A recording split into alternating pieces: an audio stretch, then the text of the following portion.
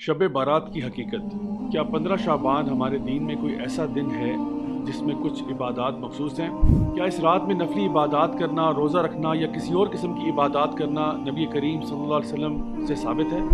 आइए इन सवालों के जवाब तलाश करते हैं। अस्सलाम वालेकुम वरहमतुल्लाहि वबरकातुहू। My dear brothers and sisters, मेरा नाम राजा ज़ियाउल हक है, assistant professor at the international Islamic university and CEO at youth club. Shab Barat या 15 शाबान की फजीलत के एतबार से हमारी उम्मत में बहुत बहस व मुबाहिसा पाया जाता है और अक्सर लोग इसके बारे में बहुत गर्मा गर्मी भी हो जाती है।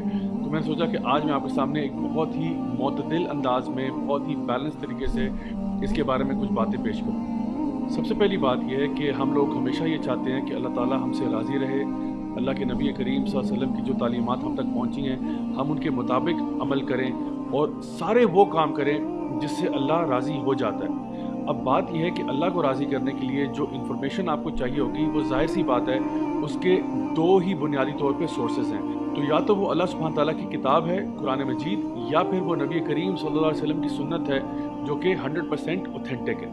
मैंने कुछ दिन पहले बिदअतों से रिलेटेड भी एक वीडियो पोस्ट किया था जिसमें हम लोगों ने एक रूल डिस्कस किया था जो हमारी शरीयत का है कि जहाँ तक दीन का ताल्लुक है तो हमेशा वही काम किए जाएंगे जिस पे 100% अल्लाह और उसके रसूल की मोहर हो। इसके अलावा अगर कोई इबादत हम नए तरीके से दीन में लेके आएंगे तो वो फिर बिदअत में शुमार की जाएगी और नबी करीम सल्लल्लाहु अलैहि वसल्लम की इस बारे में बड़ी सख्त वईद है कि हर बिदअत जो है वो गुमराही है और हर गुमराही जो है वो जहन्नम की आग में। तो आइए अब देखते हैं कि शाबान और स्पेशली ये जो निस्फ शाबान है या 15 शाबान है कि जिसको हमारे आम इस्तिलाह में शब बारात कहा जाता है, इसकी हकीकत क्या है। तो सबसे पहले हम वो चीज़ें डिस्कस करते हैं जो 100% ऑथेंटिक है। नंबर 1, शाबान के महीने की फजीलत इस एतबार से ज़रूर मौजूद है कि नबी करीम सल्लल्लाहु अलैहि वसल्लम पूरे साल में रमज़ान के अलावा किसी और महीने में इतने रोज़े नहीं रखते थे जितना कि शाबान के महीने में रखा करते थे। लेकिन इसके साथ साथ नबी करीम सल्लल्लाहु अलैहि वसल्लम ने 15 शाबान के बाद रोज़े रखने से मना फरमाया। तो इसकी वजह हमारे उलमा ये बयान करते हैं कि इंसान अपने आप को रमज़ान के आने से पहले ही रोज़े रख के थका ना दे। लेकिन अगर कोई ऐसा शख्स है जिसको ऑलरेडी आदत है ज़्यादा रोज़े रखने की नफली तौर पे तो इंशाल्लाह वो रख सकता है। लेकिन उसको भी चाहिए कि वो भी रमज़ान के शुरू होने से 2-3 दिन पहले रोज़े रखना तर्क कर दे। तो ये तो थी शाबान की फजीलत कि इस महीने में नबी करीम सल्लल्लाहु अलैहि वसल्लम ज़्यादा से ज़्यादा रोज़े रखा करते थे। जहाँ तक ताल्लुक़ 15 शाबान का है तो इस हवाले से जो दो रिवायात हमारे सामने आती हैं जिनका माने तकरीबन एक जैसे हैं जो कि ऑथेंटिक हैं, उसमें ये बात बयान की गई है कि अल्लाह सुब्हान ताला इस रात को अपनी मखलूक की तरफ देखते हैं और सिवाय मुशरिक के या वो शख्स जो कि बुग़्ज़ और कीना रखता है सबको माफ़ फरमाते हैं।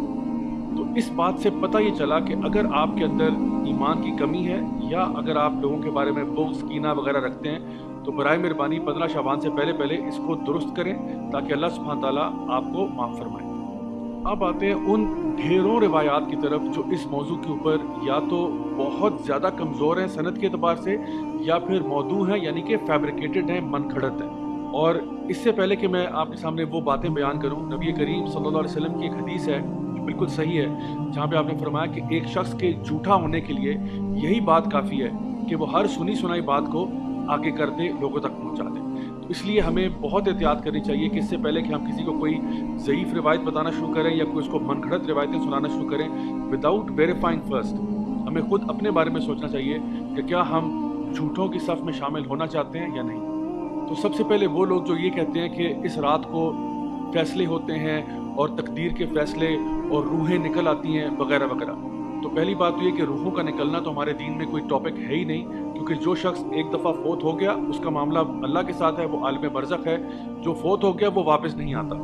दूसरी बात ये कि जो लोग ये कहते हैं कि इस रात में कुरान मजीद नाजिल हुआ था, ये बिल्कुल फैब्रिकेटेड बात है। इसलिए क्योंकि कुरान मजीद हम सब जानते हैं कि वो लैलतुल क़द्र में नाजिल हुआ था। इन्ना अंज़लनाहु फ़ी लैलतुल क़द्र वमा अदराका मा लैलतुल क़द्र, ये बच्चा ये बात जानता है। और लैलतुल क़द्र जो है वो रमज़ान के अंदर आखिरी अशरे की ताक रातों में तलाश की जाती है। फिर वो अहदीस जहाँ पे लोग ये कहते हैं कि जी अल्लाह ताला समा दुनिया पे आता है और कहता है कोई है मुझसे मफ़रत मांगने वाला, कोई है मुझसे बख्शिश तलब करने वाला, कोई है मुझसे दुनिया और आखिरत की कोई चीज़ मांगने वाला जिसको मैं अता फरमाऊँ। तो ये बात सिर्फ निस्फ शाबान के लिए मखसूस नहीं है बल्कि हर रात को ऐसा होता है। ये वो तहज्जुद का टाइम है जिस पे हमें उठना चाहिए, अल्लाह ताला से दुआ करनी चाहिए, नमाज़ पढ़नी चाहिए। ये एक मसनून चीज़ है जो हम कर सकते हैं पूरा साल। اس کے علاوہ کچھ ایسی رسومات جو لوگوں نے اپنی طرف سے کھڑی ہوئی ہیں، فار ایگزامپل حلوے بنا بنا کے لوگوں کو کھلانا، یا قبرستان جانا، یا اس کے علاوہ بن ٹھن کے تیار ہونا اور یہ کہنا کہ یہ مردوں کی عید ہے، یہ سب چیزیں جو ہیں یہ فیبریکیٹڈ ہیں، ان کا کوئی وجود ہمارے دین میں نہیں ملتا۔ اس کے ساتھ ساتھ جتنی بھی احادیث عبادات کے اعتبار سے آتی ہیں کہ اس رات کو خاص عبادت 100 رکعت نماز پڑھی جائے اور 14 رکعت نماز پڑھی جائے اور یوں پڑھا جائے، یہ ساری کی ساری روایات فیبریکیٹڈ ہیں، موضوع ہیں، اور ہمیں کبھی بھی کسی تک منتقل نہیں کرنا چاہیے۔ آپ کسی بھی ایسے عالم سے جو حدیث کا پختہ علم رکھتے ہیں، چاہے ان کا تعلق کسی بھی مکتبہ فکر سے ہو، ان سے اگر آپ پوچھیں گے کہ جی ہمیں بتائیے کہ جو احادیث ہم ذکر کر رہے ہیں کیا یہ حدیثیں صحت کے اعتبار سے صحیح ہیں، وہ خود آپ کو بتائیں گے کہ ہاں ان میں ایسی روایات موجود ہیں جو کہ بہت زیادہ ویک ہیں یا پھر فیبریکیٹڈ ہیں، موضوع ہیں، یعنی کہ کسی نے خود سے گھڑی ہیں، نبی کریم صلی اللہ علیہ وسلم نے کبھی ایسا ذکر نہیں کیا تھا۔ پھر رہی وہ بات کہ لوگوں کا یہ کہنا کہ جی اس رات کو قسمت کے فیصلے ہوتے ہیں، تقدیر کے فیصلے ہوتے ہیں، یہ بات بھی درست نہیں ہے، کیونکہ یہ فیصلے بھی لیلۃ القدر کی رات میں ہوتے ہیں۔ اللہ سبحانہ وتعالیٰ فرماتے ہیں تنزل الملائکۃ والروح فیہا باذن ربہم من کل امر، کہ اس رات کو جبریل امین اور فرشتے نازل ہوتے ہیں ہر فیصلہ لے کر اللہ تعالیٰ کی طرف سے۔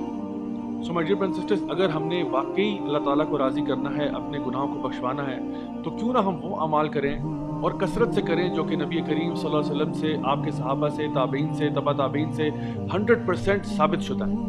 مثلا تہجد کی نماز پڑھنا، خوب صدقہ خیرات کرنا، خوب ٹائم لگا کے ذکر کریں، قرآن مجید 3-3 4-4 گھنٹے قرآن پڑھیں، لمبی لمبی رکعت نمازوں کی نفل نمازیں پڑھیں، کوئی مسئلہ نہیں، انشاءاللہ تعالیٰ ایسے آپ تمام کام سارا سال ہی کر سکتے ہیں۔ اب اگر کوئی یہ شخص کہتا ہے کہ جی ہم 15 شعبان کو اگر خاص طور پہ کچھ عبادت کر لیں تو اس میں حرج ہی کیا ہے؟ حرج صرف اتنا ہے کہ اگر تو آپ کا یہ روز کا معمول ہے تو ضرور کریں، دعائیں مانگیں، ذکر کریں، قرآن پڑھیں،